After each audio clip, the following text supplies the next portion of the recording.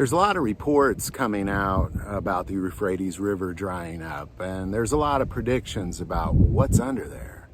Because the Bible talks about God putting something underneath the Euphrates River for the latter times. And as we see, the Euphrates River is drying up just like prophecy said it would.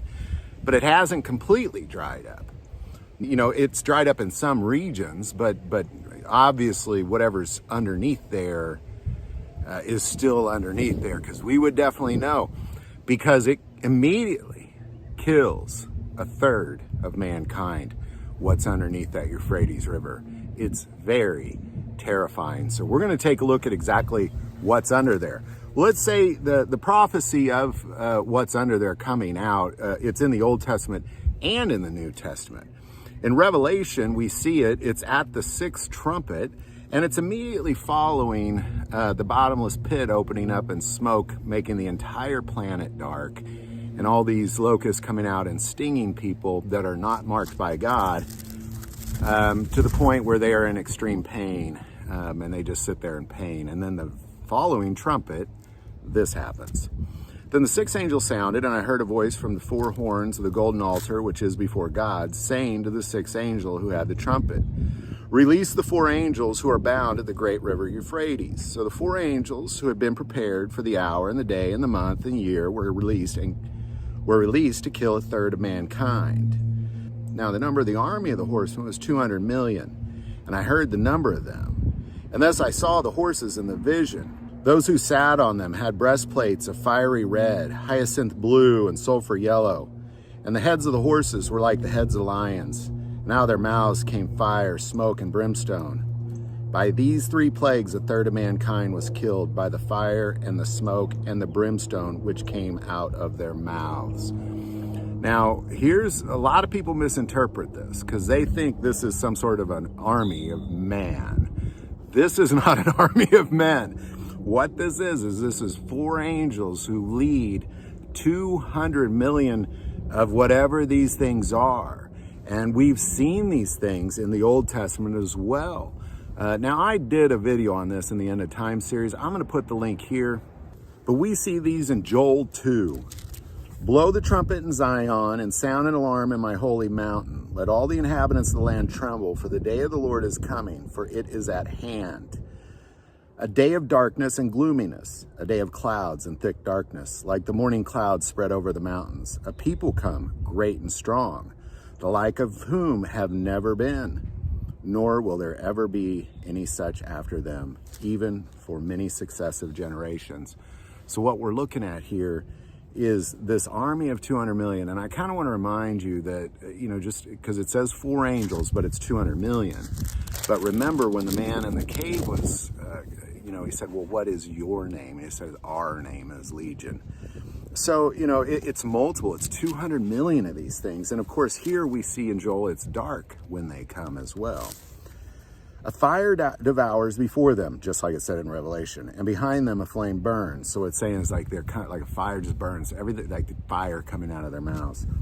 "The land is like the Garden of Eden before them, and behind them a desolate wilderness.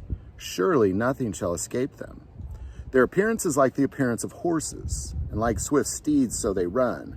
With a noise like chariots over mountain tops they leap, like the noise of a flaming fire that devours the stubble, like a strong people set in battle array. Before them the people writhe in pain, all faces are drained of color." They're all in pain because they just got stung by these locusts. "They run like mighty men, they climb the wall like men of war. Everyone marches in formation, and they do not break ranks. They do not push one another. Everyone marches in his own column. When they lunge between the weapons, they are not cut down. They run to and fro in the city. They run on the wall. They climb into the houses. They enter at the windows like a thief. The earth quakes before them. The heavens tremble. The sun and moon grow dark, and the stars diminish their brightness. The Lord gives voice before his army, for his camp is very great. For strong is the one who executes his word. For the day of the Lord is great and very terrible. Who can endure it?" Early in Revelation, when the instruction was given to do this, it talks about where an angel came down and said, "No, wait, Wait till I mark everybody on their foreheads from God, who are of God. And we see that in Ezekiel 9. Then he called out in my hearing with a loud voice, saying, let those who have charge over the city draw near, each with deadly weapons in his hand. And suddenly 6 men came from the direction of the upper gate, which faces north, each with a battle axe in his hand. One among them was clothed with linen and had a writer's inkhorn at his side. Then went in and stood beside the bronze altar. Now the glory of God of Israel had gone up from the cherub, where it had been, to the threshold of the temple. And he called to the man clothed with linen, who had the writer's inkhorn at his side. And the Lord said to him, go through the midst of the city, through the midst of Jerusalem, and put a mark on the foreheads of the men who sigh and cry over all the abominations that are done within it. In other words, mark the people who stand up for the things of God. To the others, he said in my hearing, go after him through the city and kill. Do not let your eyes spare, nor have any pity. Utterly slay old and young men, maidens and little children and women. But do not come near anyone on whom is the mark, and begin at my sanctuary. So they begin with the elders who are before the temple. So it all starts in Jerusalem, is where all this begins. The Euphrates River dries up, and it all starts in Jerusalem. It just spreads to the entire planet. And this is ultimately what gathers all the armies of the world to the hills of Megiddo, is to battle against this thing that is coming out of the Euphrates River. And ultimately, when God marks your forehead, that's why the Antichrist desires to mark people with the mark of the beast, to be like God. But this is a mark that we don't put on. We don't voluntarily take this mark. We are marked by God because he knows our hearts. And he knows that we weep and wail for the things of God. As we see things being all over this world, we see tribulation taking place, we weep and wail for the things of God. And God knows that to be so, because he knows our hearts and he knows it's true. So he marks us and protects us from this 200 million army that comes from the Euphrates River. But the Euphrates River isn't dried up yet. It is drying up, and that is not a good sign for those who aren't of the remnant, that's for sure.